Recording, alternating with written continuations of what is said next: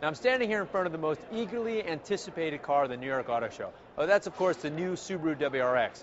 Now a lot of you have seen pictures of this thing because there was rabid fans that actually hacked into somebody's website and Subaru's own website and they got pictures before they should have been released. But anyway, here it is, big news. The wheelbase has been stretched about 4 inches. It should make for a roomier rear seat, which is going to be kind of nice. But of course, this car is about horsepower, fun, four-wheel drive, and all that stuff. Engine room stays about the same. They fatten the torque curve, but it's still 220-ish horsepower. I think it's 224 exactly. Torque band has been moved a little bit lower in the rev range. Four-wheel drive system remains the same.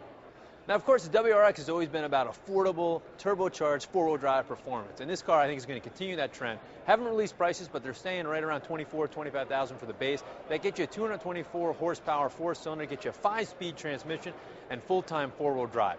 This car is bigger, but they claim it's 50 pounds lighter than the old one. And one of the ways they saved weight is they borrowed the whole brake system from the Legacy.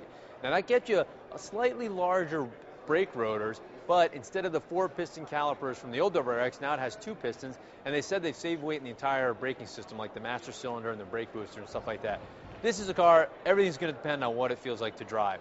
The old one was fun, it was starting to get a little unrefined, and it just was sort of lagging behind modern cars in terms of comfort and quietness and stuff like that. So if they've been able to sort of increase that refinement, keep the fun, make it lighter so it performs better, I think this is going to be a terrific car.